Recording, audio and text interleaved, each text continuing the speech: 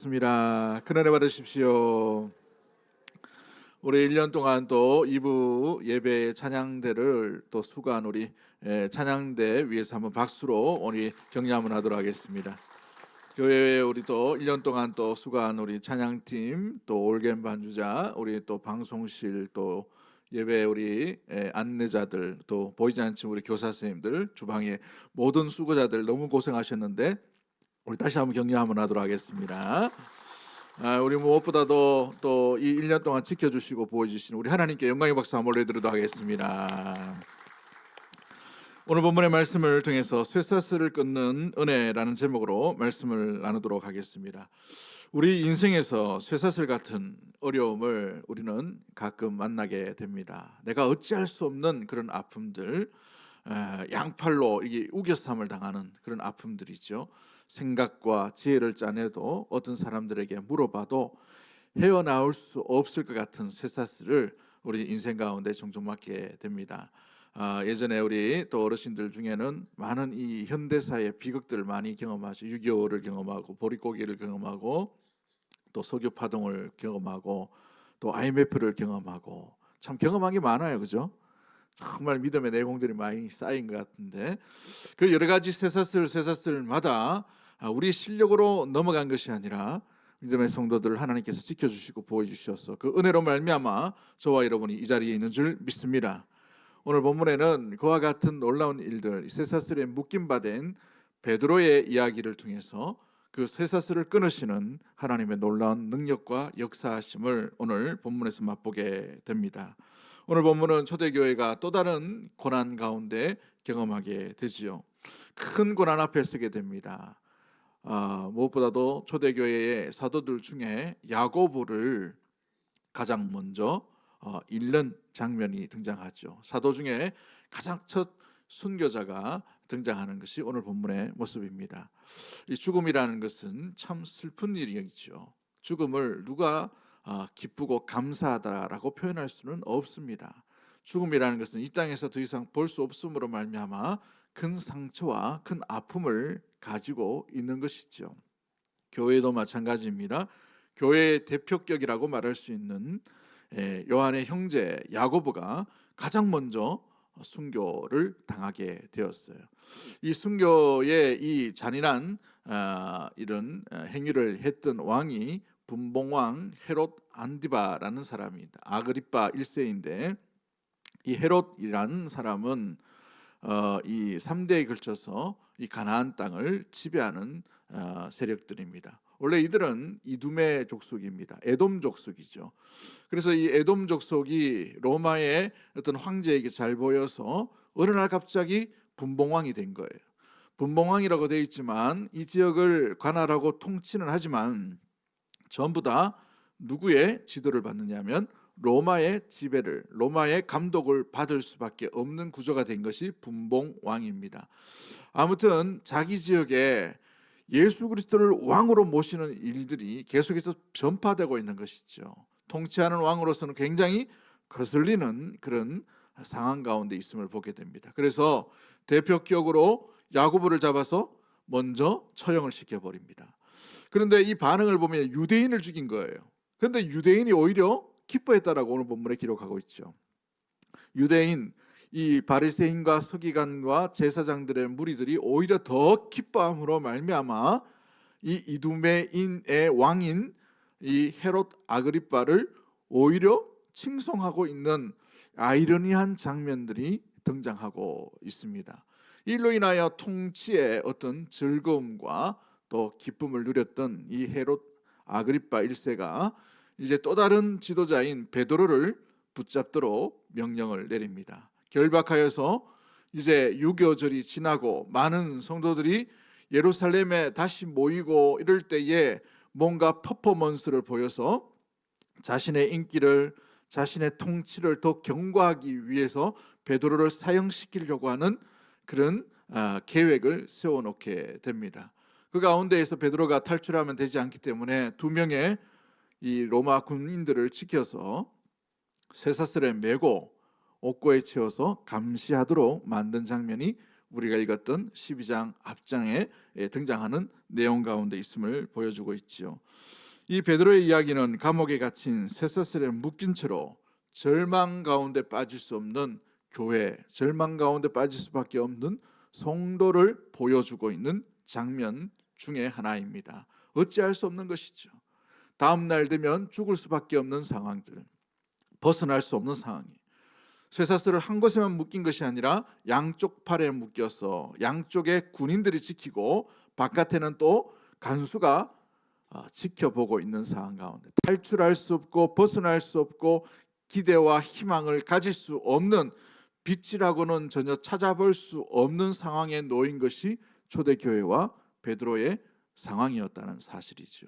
우리가 잘 아는 대로 이 12장의 상황은 오히려 이 일로 인하여 말씀이 더욱더 흥황해지고 하나님의 나라가 더욱더 확장되는 놀라운 계기로 하나님께서 만들어 가시는 것을 보게 됩니다. 물론 쇠사슬도 끊어버리시고 이 옥고에 차에 있던 베드로를 극적인 방법으로 탈출시키시는 하나님의 놀라운 돌보심이 담겨져 있는 것이죠. 그렇습니다. 인생의 모든 쇠사슬과 매임은 우리의 실력으로 열어가는 것이 아니라 하나님의 권능과 하나님의 역사하심과 하나님의 돌보심과 하나님의 지키심으로 말미암아 풀려지는 놀라운 일들이 일어나게 될 줄 믿습니다. 우리 인생도 마찬가지예요. 우리가 우리에게 묶여진 여러 가지 인생의 쇠사슬 같은 것들을 우리 스스로 풀려고 할 때가 많이 있죠. 우리 스스로 풀려고 하다 보니 이 사슬이 점점 꼬여 있는 것을 보게 됩니다. 힘 있는 사람을 찾으면 되겠지, 돈으로 해결하면 되겠지, 아니면 지혜를 짜면 되겠지, 여러 가지 시도를 하고 여러 가지 노력을 해보지만 우리 인생의 삶은 점점 더 오히려 풀려가는 것이 아니라 꼬여가는 이상한 일들도 나타나게 되는 것입니다. 그런데 오늘 베드로를 보십시오. 쇠사슬 가운데 묶여 있을 때 그가 할 수 있는 것이 아무것도 없었음을 바라보게 되죠. 그가 할 수 있었던 유일한 것은 잠을 자는 것이었어요. 그래, 어떻게 이렇게 잠을 잘 수가 있을까? 베드로를 볼 때에 참 마음의 담력이 대단한 사람이다, 용기가 대단한 사람이다, 마음의 심장이 두 개인 사람이다라고 할 수 있겠지만 그런 본문은 전혀 없습니다. 베드로는 원래 겁이 많은 사람이에요. 겁이 많은 사람이 큰 소리를 많이 치죠. 큰 소리를 치다가 예수님의 말씀으로 말미암아 완전히 꼬꾸라졌던 사람이 베드로였습니다. 그래서 오늘 본문에는 베드로가 큰 소리 쳤다는 장면이 나타나는 것이 아니라 베드로가 누워서 뭘 하고 있어요? 잤다라고 돼 있죠. 어떻게 이렇게 잘 수 있을까요? 옥고에 쇠사슬에 묶여 있는데 여러분 같으면 그 상황에서 잘 수 있을까요? 두려움 가운데 죽음의 공포가 몰려오고 내일 아침이면 사형을 당하는데 사형장에 이슬로 사라져 가는 인생인데 어떻게 편안하게 누워서 잠을 잘 수가 있을까요? 여기서 나타나는 놀라운 일들이 바로 이 고난 속에서도 평안 가운데 거할 수 있음을 말해주고 있는 것이 베드로의 현재의 상황이었다는 사실입니다. 12장 6절을 한번 말씀을 보시면 헤롯이 잡아내려고 하는 그 전날 밤에 베드로가 두 군사 틈에서 두 쇠사슬에 매여 누워 자는데라고 되어 있습니다. 영속적인 고난과 교회의 이 성도들과 교회의 모든 이 어려움들이 교회에 이 고난이 오게 되었어요. 힘든데 겹겹이 고난이 몰려오게 되었다는 사실이죠. 사탄은 교회와 믿음의 성도가 온전히 자라갈 수 없도록 끊임없이 협박을 하고 끊임없이 위협을 하고 끊임없이 고통을 가하게 되어 있습니다. 이것은 예나 지금이나 마찬가지인 것이죠. 이럴 때 교회가 큰 두려움에 빠질 수 있고 위축될 수가 있어요. 힘에 연약해질 수도 있습니다. 그러나 이것이 실패하거나 이것이 온전히 뭔가 사망의 길로 끌어가 버리는 그런 일들로 끝나는 것이 아니라 오히려 이 놀라운 가정이 24절의 말씀처럼 말씀에 교회는 더욱더 흥황해지고 말씀의 깊이가 더 있게 일어나게 되고 하나님을 더 견고하게 붙드는 놀라운 계기로 만드시는 분이 바로 우리 하나님이신 줄 믿습니다. 이와 같은 일들이 주는 교훈이 무엇입니까? 하나님은 고난 속에서도 믿음의 교회를 끝까지 지키신다는 사실이에요. 할렐루야. 슬픔과 고난과 박해와 죽음의 공포 가운데서도 주님은 주님의 몸은 교회를 끝까지 보호하시고 끝까지 돌보시고 끝까지 함께 하시고 끝까지 인도하시는 사실을 믿는 믿음의 모든 가족들이 되기를 주의 이름으로 간절히 축복합니다. 이 대표적인 사건이 바로 베드로의 투옥 가운데 쇠사슬에 묶여있는 상황인 것이죠. 여러분, 베드로가 담대해서, 베드로가 믿음이 좋아서, 베드로가 뭔가 마음 가운데 여유가 많아서 누워 자는 것이 아니에요. 그가 바라본 하나의 유일한 것은 예수 그리스도인 것입니다. 무엇을 보았습니까? 죽음이 끝인 줄 알았는데 죽음을 이기시고 부활하신 분이 우리 주 예수 그리스도라는 사실이에요. 할렐루야. 그 예수 그리스도를 믿는 믿음의 고백 위에 교회가 있다는 것이고 우리가 죽음으로 끝나지 않는다는 사실을 알고 있기 때문에 그런 것이에요. 여러분, 죽음으로 끝난다면 죽음을 볼 때마다 우리는 두려워해야 되고 공포 가운데 절어야 됩니다. 내일 당장 죽는데 어찌 두려워하지 않을 수가 있겠어요. 그러나 죽음보다도 죽음 이후에 우리의 믿음의 성도의 삶이 시작된다는 사실을 예수 그리스도를 통해서 보았다는 거예요. 할렐루야. 그로 말미암아 죽음으로 끝나는 인생이 아니라는 사실을 알고 있었다는 사실이죠. 그러기에 죽음의 공포, 고통보다도 오히려 죽음의 공포와 사망의 음침한 이런 세력들을 이기시고 부활하신 우리 주님을 더욱더 신뢰하게 된 것이에요. 그래서 오늘 죽으나 내일 죽으나 베드로의 삶은 상관이 없는 것이죠. 자기와 3년간 같이 동고동락했던 야고보가 죽었어요. 자기가 산다라는 보장이 없는 상황에 그럼에도 불구하고 평안히 그 고통의 현장 가운데에 여유롭게 잠을 잘 수 있었던 사실은 죽음보다 더 위대하신 전능하신 분이 우리가 믿는 신실하신 주님이라는 사실을 베드로가 알고 있었기 때문에 그러한 것이지요. 베드로가 누웠다는 것은 단순히 잠을 잔 것이 아니라 우리 주님, 부활하신 주님의 절대적인 신뢰 속에서 평안을 누렸다라는 증거인 것입니다. 사랑하는 성도 여러분, 그렇습니다. 우리를 둘러싼 쇠사슬이 겹겹이 쌓인다 하더라도 믿음의 성도, 나를 사랑하시는 분이 누구인지를 잃어버리지 않으면 우리는 세상에 줄 수 없는 하늘의 평안이 그 속에서 나타나게 되는 줄 믿습니다. 아무리 어렵다 하더라도 그 속에서 우리가 평안히 거할 수가 있게 되는 것이에요. 시편 4편 8절 말씀에 내가 평안히 눕고 자기도 하리니 나를 안전하게 살게 하시는 이는 오직 여호와이시니라 라고 되어 있어요. 우리의 모든 어떤 소망과 기대가 다 끊어진다 하더라도 우리는 죽음을 통과한 이후에 영원한 삶, 영원한 기쁨의 삶으로 나아간다는 사실은 죽음에 머무는 것이 아니라, 죽음으로 끝나는 것이 아니라 죽음으로 새롭게 시작하는 인생의 기대함을 놀랍게 주는 교훈인 줄 믿습니다. 그 귀한 사실을 믿기에 베드로의 누워 잠이 평안 가운데 가할 수 있었던 이유의 모습인 것이지요. 시편 23편 1절 말씀에도 여호와는 나의 목자시니 내게 부족함이 없으리로다. 그가 나를 푸른 풀밭에 누이시며라고 되어 있어요. 양은 이 길이 계곡이고 절벽이고 하더라도 목자가 인도하면, 목자가 곁에 있으면 두려워하지 않아요. 아무리 늑대가 막 우글우글 하는 길이라도 목자가 함께 있는 곳이라면 양은 평안히 누워서 자게 됩니다.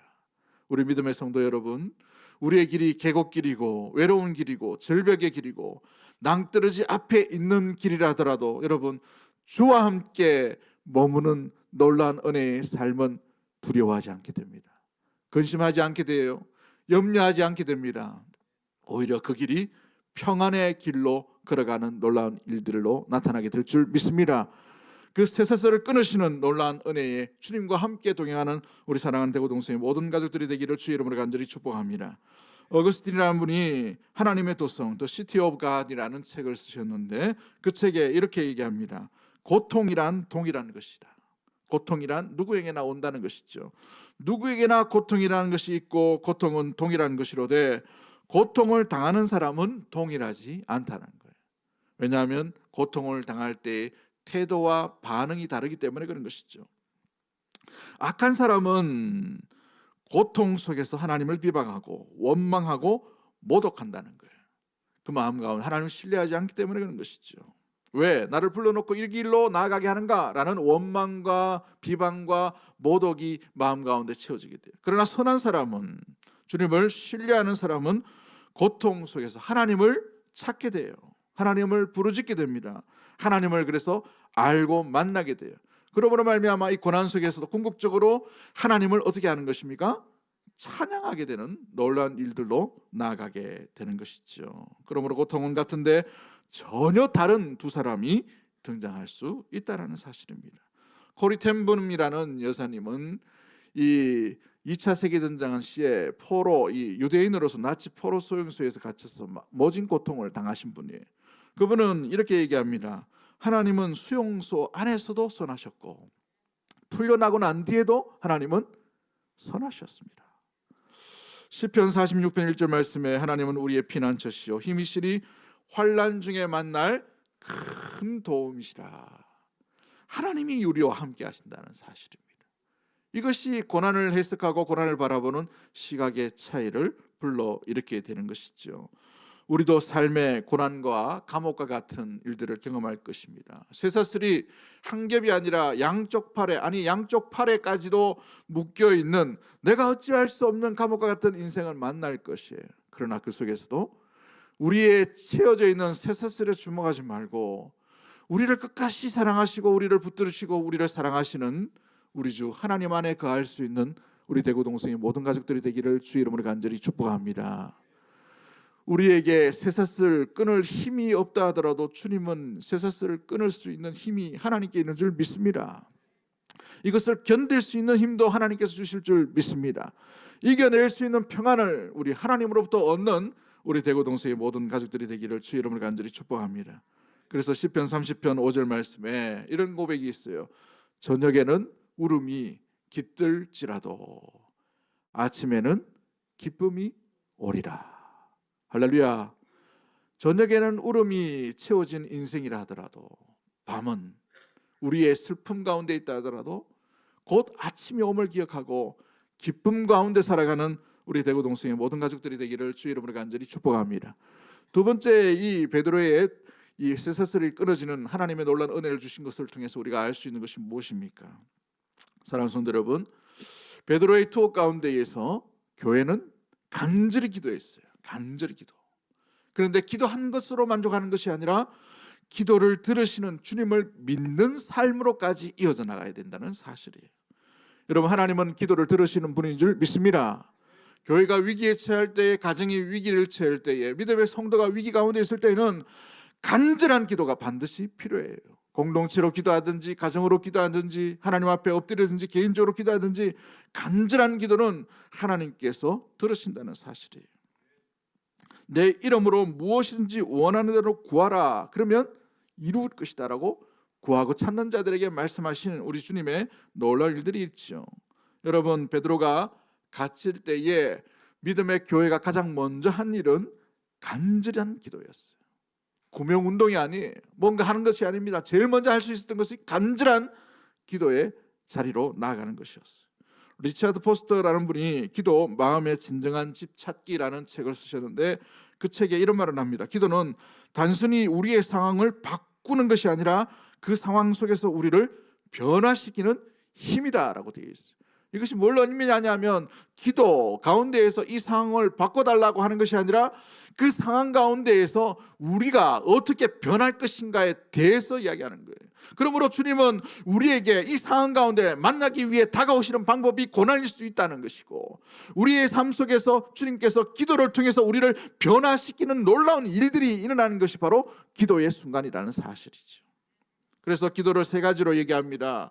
우리 안에서 드리는 기도가 있어야 된다는 거예요. 우리 안에서 안쪽으로 드리는 기도, 내면의 변화와 치유와 회복과 죄가 없는지를 돌아보고 우리 내면이 바뀌어야만 비로소 주님께서 응답하시는 기도의 놀라운 일들이 있다는 것이죠. 우리가 변하지 않는데 그 기도의 응답이 일어날 수가 없는 것을 이야기하는 것입니다. 왜요? 우리가 감당할 수 없기 때문에 그런 것이에요. 우리의 내적인 변화, 회복, 죄 없은 그 놀라운 그 회개의 길 가운데 일어날 때에 주님은 우리의 기도를 들으시는 놀라운 일들로 나아가게 하신다는 사실이에요. 두 번째가 뭐냐면 위로 향하는 기도가 있어야 된다는 거예요. 우리의 기도가 일방적인 기도가 아니라 위로 향하는 기도는 주님께서 우리의 자리, 우리의 시간, 우리의 기도하는 소리 가운데 임하실 수 있는 기도인 거예요. 주여 우리를 들으시고 우리를 불쌍히 여기시고 우리의 기도 가운데에 우리의 이 슬픔 속에 예수 그리스도께서 오신 것처럼 주의 성령이 임하여 주옵소서. 할렐루야. 그 임할 때에 우리의 모든 답답함과 모든 한숨과 모든 연약함이 주님이 임하심으로 말미암아 채워지게 하시고 해결되게 하시고 위로하게 하시고 평안이 임하는 것이고 능력이 나타나게 되는 줄 믿습니다. 이것이 임하심의 기도인 거예요. 그런데 임하심의 기도 가운데만 머물리는 것이 아니라 밖을 위한 기도도 있어야 되는 것이죠. 밖으로 나가는 기도가 세상과 타인을 위해 중보하는 기도가 반드시 있어야 된다는 사실입니다. 이웃을 위해 기도하는 것, 나라를 위해 기도하는 것, 온 세계를 위해 기도하는 것, 선교를 위해 기도하는 것, 이 모든 것들이 이 세 가지 차원들이 일어날 때에 참된 기도 가운데에 주님의 놀라운 임하심과 능력과 변화와 회복의 힘이 나타나는 기도로 나아갈 수가 있다라고 설명하고 있는 것입니다. 초대교회 기도의 공동체였어요. 그런데 이 초대교회는 기도만 하는 교회는 아니었어요. 여러분 한번 잘 보십시오. 기도한 대로 쇠사슬이 풀려버렸습니다. 옥문이 저절로 열려버렸어요. 그 견고하고 죽을 수밖에 없는 절망 가운데 있는 문이 열리게 되는 것입니다. 이 기적적인 방법이 간절히 기도한 가운데 하나님이 들으심으로 말미암아 열어주셨어요. 그런데 열린 문을 통해서 베드로가 나오게 되었어요. 나오고 난 뒤에 기도하는 사람을 찾아서 요한 마가의 집에 들어가게 됩니다. 문을 두드리죠. 그럴 때 한 여종, 로데라고 하는 여종이 그 소리를 듣고 문을 열어줍니다. 15절 말씀이에요. 15절 말씀 한번 볼까요? 그들이 말하되, 뭐라고 되어 있어요? 내가 미쳤다 하나 여자아이는 힘써 말하되 참말이라 하니 그들이 말하되 그러면 그의 천사라 하더라 라고 되어 있습니다. 여종이 베드로를 보았습니다. 베드로를 보았어요. 베드로를 보고 난 뒤에 베드로가 왔다는 소식을 누구에게 전하는 겁니까? 기도하고 있는 이들에게 전하는 거예요. 쇠사슬을 끊으시는 하나님의 능력을 보고 베드로를 보고 이제 베드로가 왔다는 것을 그들에게 알렸습니다. 근데 그들의 반응이 뭐예요? 미쳤다. 미쳤다. 네가 헛것 봤네. 밤이니까 새벽이니까 헛것 봤구나 라고 얘기합니다. 기적이 일어났음에도 불구하고 뭐하고 있어요? 전혀 믿지 않는 그런 상황이에요. 이게 뭘 말해줍니까? 기도만 한 거예요. 기도만 한 거. 기도의 능력이신 하나님을 믿지 않는 것이죠. 하나님의 능력을 제한하고 있는 거예요. 여러분 한번 실패를 경험했죠. 이 야고보를 위해서 간절히 기도했을 것입니다. 초대교회가 야고보를 위해서 끊임없이 기도했을 거예요. 간절히 기도했을 거예요. 그런데 야고보는 어떻게 했습니까? 바로 죽어버렸어요. 그 실패의 경험을 실패라고 본 것입니다. 좌절이라는 것이에요. 기도를 외면하신 하나님이라고 생각했을 것입니다.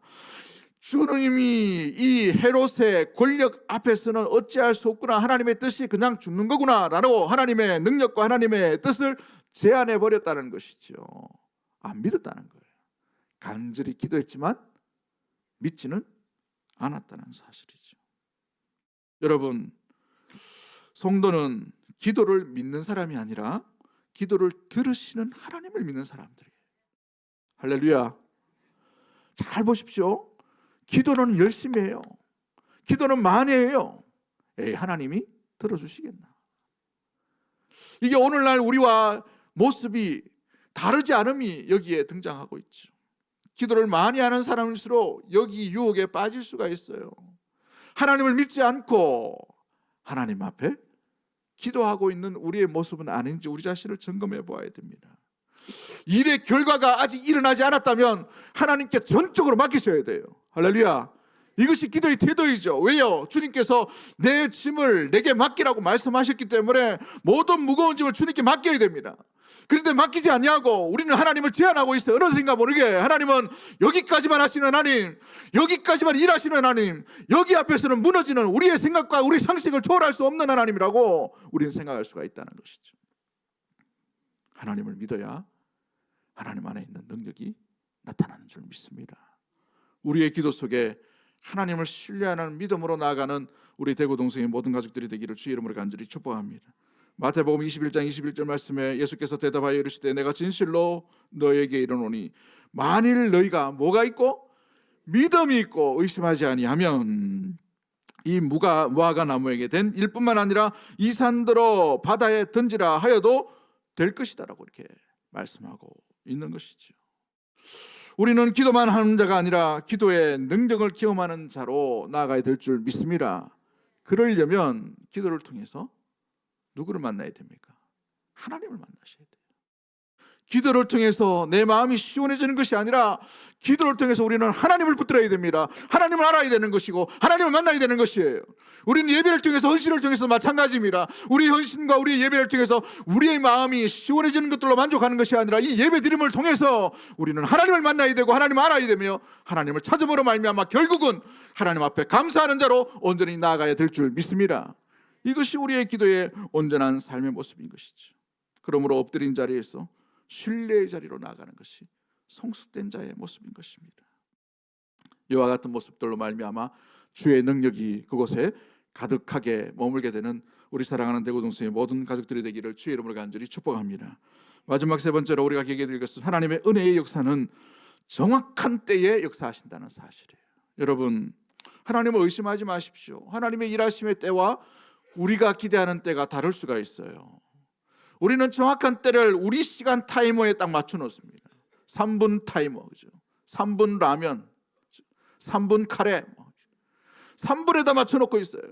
어찌보면 우리의 기도, 우리의 소망, 우리의 간절함, 기대가 3분에다가 맞춰 놓고 있기 때문에 하나님 여기 오시면 하나님이고 여기 오시지 않으면 하나님이 일하심이 아니다라고 생각할 수 있단 말이죠.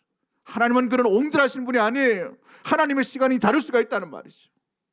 만약에 우리가 원하는 때였으면 400년의 노예의 생활 가운데에서 하나님이 내버려두는 그 시간을 우리는 아깝다고 생각될 수 있죠. 아니에요. 정확한 때에 하나님은 일하시는 줄 믿습니다. 이사야 49장 8절 말씀에 여호와께서 이와 같이 이르시되 은혜의 때에 내가 내게 응답했다라고 되어 있어요. 구원의 날에 내가 너를 도왔다라고 되어 있어요. 은혜의 때가 있다는 것이죠. 갈라디아서 4장 4절 말씀에 때가 참에 하나님이 그의 아들을 보내사 여자에게 나게 하시고 때가 이르렀기에 그때에 주님께서 이 베들레헴 그 마국간에 태어나게 되신 것입니다. 여러분, 사도행전 16장에 보시면 바울과 실라가 빌립보 감옥에서 똑같이 옥고에 채워져 있어요. 그러나 그들도 누워 자는 것이 아니라 그 속에서 기도와 찬양을 드릴 때, 기도와 찬양을 드릴 수 없는 그 형편 가운데 주님 앞에 기도하죠. 찬양하죠. 많은 제수들이 들었습니다. 그럴 때 그때에 지진이 일어나게 되었어요. 옥문이 열리게 되었어요. 이걸 볼 때에 기적에만 포커스를 맞추면 쇠사슬의 끈질김만, 쇠사슬의 풀린 것만, 옥고에서 벗어난 것에만 초점을 맞출 수가 있어요. 주님의 목적은 탈출이 아니라 주님의 목적은 구원인 줄 믿습니다. 구원에 관해서 주님께서 하실 일이 있기 때문에 베드로를 탈출시키신 거예요. 그렇다면 야고보는 죽이시고 왜 베드로는 살리셨을까요? 주님의 목적과 주님의 뜻과 주님의 응답은 단순한 기적의 목적이 있는 것이 아니라 구원에 있다는 사실이에요. 말씀이 흥함으로 말미암아 초대교회가 고난과 박해 가운데서도 오히려 고난과 박해를 뚫어버리고 이겨내며 오히려 주의 말씀 가운데 더 견고하게 말씀 가운데 붙들려 있는 이것이 주의 뜻이라는 사실이고 주님의 때라는 사실이고 주님의 일하심의 목적 가운데 있다라는 사실이죠. 때로는 우리가 생각할 때 하나님의 시계가 너무 느리게만 느껴질 때가 있어요. 하나님은 늘 지각하시는 하나님이라고 생각하시는 분이 있어요. 어떤 책의 제목이 지각하시는 예수님이라는 제목이 있어요. 우리는 좀 빨리 왔으면 좋겠는데 주님은 느긋하신 것 같아요. 왜 그럴까요? 우리는 욕심으로 구할 때가 있기 때문에 그런 거예요. 우리가 위급할 때 우리만 바라보는 것이죠. 그런데 주님은 모든 상황 가운데 가장 정확한 때, 가장 정확한 방법, 정확한 길이 무엇인지를 알고 계시는 줄 믿습니다. 여러분 그렇죠? 주의 사자가 밤에 옥문을 열었습니다. 밤에는 아무도 도와주지 않는 그런 시간이에요. 포기하고 싶은 그 시간대 주님이 그의 천사를 동원하셔서 베드로를 탈출시켜 가시는 것을 보게 됩니다. 승리하게 하신 것도, 실패하게 하신 것도, 야고보를 죽이게 하신 것도, 베드로를 건지신 것도 다 하나님의 계획 아래 있다는 사실이에요. 인정하든 인정하지 못하든 간에 이것은 주님의 주권 가운데 받아들이셔야 됩니다. 그런데 우리는 생각할 때에 내 때와 내 생각과 내 계획을 먼저 돌아볼 때가 있지요. 어떤 때는 이게 되고 어떤 때는 왜 이게 안 됩니까? 라고 하나님을 의심할 때가 있어요. 하나님을 의문표를 구하면서 하나님이 일하시는 거 맞는가? 하나님이 역사하시는 것이 맞는가를 의심하며 살아갈 때가 있단 말이죠. 하나님은 어제나 오늘이나 동일하신 하나님이에요. 야고보의 하나님은 베드로의 하나님이신 줄 믿습니다. 그러니까 이 모든 것 가운데 쉽지 않지만 이 모든 것이 다 하나님의 주권 아래에 있다는 사실을 인정하는 그 단계까지로 나갈 때에 하나님의 때가 비로소 보여지는 것입니다. 어거스틴은 이렇게 고백합니다. 고백록에서 주님은 항상 정확한 때에 오십니다. 주님의 시간은 언제나 완벽하십니다 라고 고백하는 것이죠. 초대 교회를 무너뜨리려고 했던 헤롯의 모습을 보십시오. 야고보를 죽이고 베드로를 옥에 가두고 죽이면, 이 퍼포먼스를 일으키면 자신이 왕됨이 드러나게 되고 교회는 무너질 것이라는 생각을 하게 되었어요. 그렇게 되는 것처럼 보였습니다. 그렇게 되어가는 것처럼 보여졌어요. 그런데 결과가 어떻습니까? 헤롯이 왕궁에서 큰 소리 나는 웅변을 하게 되었어요. 집에 가셔서 사도행전 12장을 자세히 한번 보시면 그 웅변하는 소리를 시돈과 두로 사람들이 듣게 되었습니다. 그런데 보니까 평소의 헤롯의 모습이 아니에요. 평소의 헤롯의 모습에 기대할 수 있는 모습이 아니에요. 웅장한 웅변과 뭔가 신이 강림한 것처럼 너무나도 탁월한 웅변이 일어났어요. 그래서 모든 찬사를 헤롯 왕에게 막 보내는 것이죠. 그럴 때 헤롯이 그 일을 하나님께 영광을 돌리지 아니하고 자기가 다 받은 거예요. 그럴 때 어떻게 되었습니까? 오늘 성경에 누가는 뭐라고 기록하고 있죠? 벌레 먹어 죽었다라고 되어 있어요. 벌레 먹어 죽었다. 요세푸스라는 역사가는 이 벌레 먹어 죽었다라는 이 헤롯의 이 기사를 이렇게 얘기합니다. 연설 후에 갑작스럽게 복통으로 말미암아 쓰러졌는데 그대로 죽었다는 거예요. 이것을 이 현대 의사들이 이걸 성경을 또 연구하다 보니 어떻게 이렇게 죽을 수 있는가를 이게 보게 되었어요. 그래서 추정하는 것입니다. 그때 당시 의료 기록이 없었기 때문에 기생충 간염으로, 장내의 기생충 간염으로 급사했다라는 설이 있고, 충수염으로 인해서 복막염이 일어나서 죽었다라는 사람도 있습니다. 갑작스러운 폐혈증으로 말미암아 쇼크사가 일어나게 되었다는 것이죠. 여러 가지 설이 있어요. 그런데 갑작스럽게 죽게 되었다는 겁니다. 그토록 교회를 핍박하고 죽이려고 했던 그 정치의 정점에 있던 헤롯은 갑작스럽게 죽게 되었어요. 그러나 교회를 무너뜨리려고, 교회를 박해하고 교회의 사람을 순교시켰던 그 순교의 대상이었던 이 교회는 어떻게 됩니까? 24절 말씀에 보면 말씀이 오히려 흥황하였다라고 되어 있어요. 말씀이 더 깊어지게 된 거예요. 말씀이 더 주님을 닮게, 주님 앞에 온전히 말씀이 퍼져가는 놀라운 일들이 일어나게 되었다는 사실이죠. 정치, 군사적 권력은 헤롯이라는 사람이 가지고 있었는지는 모르나 그의 생명은 주님 손에 달려 있다는 것을 보여주는 가장 중요한 사건의 모습이라는 사실인 거예요. 할렐루야. 전도서 12장 13절 말씀에 아주 중요한 말씀이 있어요. 일의 결국을 다 들었으니 하나님을 뭐하고? 경외하고 그의 명령을 지킬지어다. 이것이 모든 사람의 본분이다라고 되어 있어요.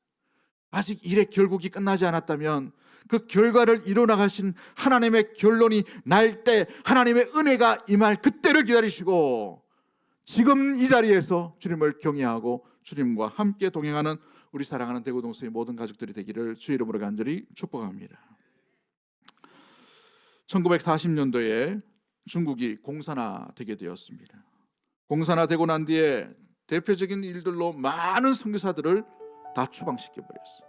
나가지 않는 선교사들은 골라서 이제 죽임을 당하는 그런 일들이 일어나게 되었어요. 수년 후에 순교를 당한 것으로 알려진 한 무명의 선교사님의 성경책이 발견되었는데, 그 성경책 뒷장에 이런 시가 기록되어 있습니다.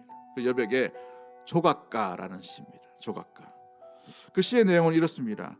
한 대리석 조각이 그저 말없이 서 있네. 있어야 할 그 자리, 바로 그 조각가 앞에 그는 숙련된 손길로 아무런 동료도 없이 내리치네. 한 번, 두 번, 그러던 어느새 그의 마음속에 그려져 있던 그 모습이 완성되었네. 처음에는 거친 조각칼로 남김없이 모서리들을 깎아내고 마침내 그 형태가 드러났도다. 다음에는 보다 날카로운 도구들을 들고 보다 섬세하게 완전한 형상이 이루어질 때까지 한치의 오차도 없는 노련함으로 솜씨 있게 그리고 확실하게 대리석의 모습이 사라지면 사라질수록 그 형상이 더욱 또렷해지누나. 이처럼 하나님도 거룩하게 저들을 다루시네.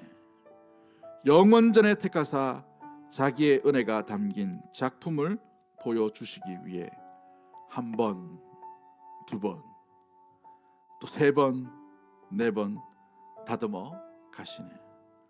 자기 아들의 모습으로 날이면 날마다 염려와 슬픔이 앞길을 어둡게 가로막는 고난이 모두 선을 이루기 위해 역사하도다.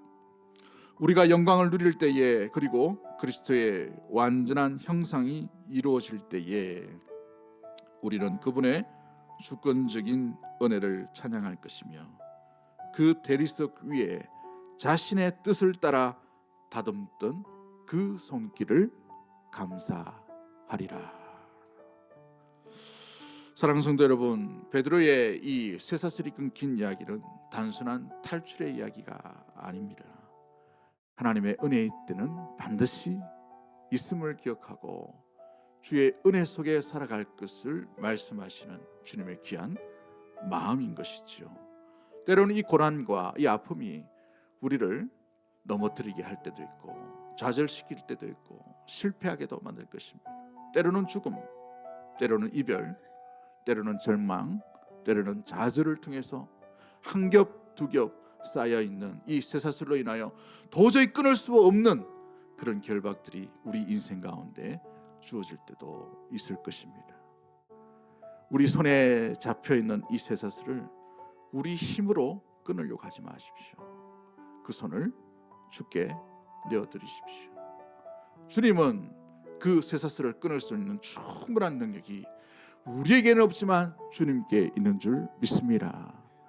그 끊어질 그 날들이 우리가 때로는 답답해 보이고 때가 이루어지지 않음으로 말미암아 인내의 한계점이 온다 하더라도 주님은 신실하시고 미쁘셔서 믿음의 성도를 끝까지 놓치지 아니하고 붙드시고 보호해 주시는 줄 믿습니다. 아버지의 때가 임할 때까지, 주님의 때가 임할 때까지, 주님의 은혜의 흔적의 역사가 임할 그때까지, 일의 결국이 아직 이루어지기 전까지 우리의 마음이 한결같이 주를 경외함으로 믿음의 발걸음을 나아갈 수 있는 우리 대구 동생의 모든 가족들이 되기를 주의 이름으로 간절히 축복합니다. 1년 동안 너무 수고하셨습니다. 52주 주의 몸된 교회를 숨기고 교회로서 성도로서 살아가기에 세상 가운데에 몸부림치며 쉽지 않은 인생을 사셨을 것입니다. 아직 여러 가지의 쇠사슬이 묶여있는 인생도 있을 것이고 착고에 채워진 대로 자유함이 없이 지금 인생을 살아가는 분들도 있을 것입니다. 그러나 그 속에서 우리가 쇠사슬에 주목하지 아니하고 쇠사슬 묶인 믿음의 성도를 끝까지 붙드시고 지키시고 보호하시는 우리 주님의 신실하심을 바라보고 그 믿음에서 결코 흔들리지 않는 우리 대구 동성의 모든 가족들이 되기를 주의 이름으로 간절히 축복합니다. 베드로의 쇠사슬을 끊으신 그 주님께서 우리 인생에 묶여있는 쇠사슬도 충분하게 오늘 이 현재의 시간 가운데에 끊으시고 인도하여 주시고 이끄시고 주의 말씀 가운데 거하게 해 주실 줄 믿습니다. 그 신실하신 주님과 날마다 동행하는 우리 대구동성의 모든 가족들이 되기를 주의 이름으로 간절히 축복합니다. 우리 이 시간 찬양합니다. 고단한 인생길 힘겨우는 고단한 인생길 힘겨우는 곳 예수 내 마음 아시네 지나간 아픔도 마주할 세상도 예수 내 마음 아시네 하루를 살아도 기쁨으로 가리 하루를 살아도 기쁨으로 가리 예수 늘 함께 하시네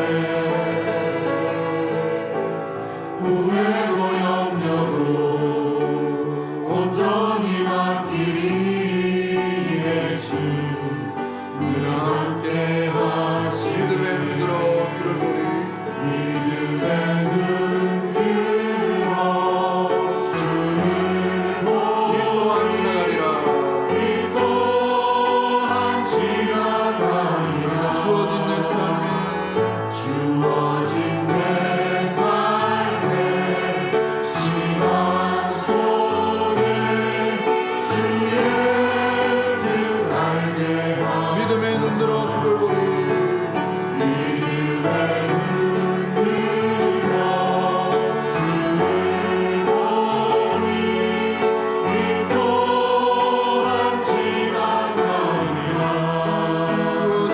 주어진 내 삶에 시간 속에 주의 뜻 알게 하소서 우리 시간 앞서서 한번 기도하기를 원합니다. 내 삶 속에 묶여있는 그 쇠사슬은 무엇입니까? 물질의 쇠사슬입니까?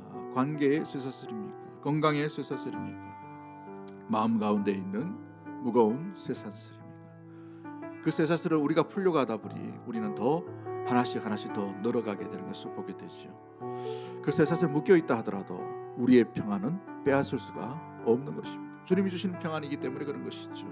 주님 안의 평안을 누리게 하시고 이 평안을 빼앗기지 않도록 도와달라고 기도하시고 주님의 은혜 가운데에 이 쇠사슬이 끊기는 날이 속히 다가올 수 있도록 도와주시고 우리를 자유케 하시고 주의 신실하신 능력 안에 거할 수 있는 우리의 삶과 가정과 교회가 될 수 있도록 도와달라고 주님께서 임하시는 때가 언제인지 주님의 시간을 기억하고 기다릴 수 있는 기다림의 믿음, 인내하는 믿음, 견디는 믿음, 주님을 끝까지 신뢰하는 그 믿음에서 물러서지 않도록 주님 인도하여 주옵시고 주님을 의심하지 않도록 주님 인도해 주옵소서. 2024년도 지금까지 인도해 주신 주님께서 우리의 앞길도 온전히 인도해 가실 것을 믿고 일의 결국이 이루어질 그때까지 온전히 주만 바라볼 수 있는 은혜의 삶을 살게 해달라고 우리 주신 말씀 생각하며 주여 한번 해주시고 통성을 합치면서 한번 기도하도록 하겠습니다. 주여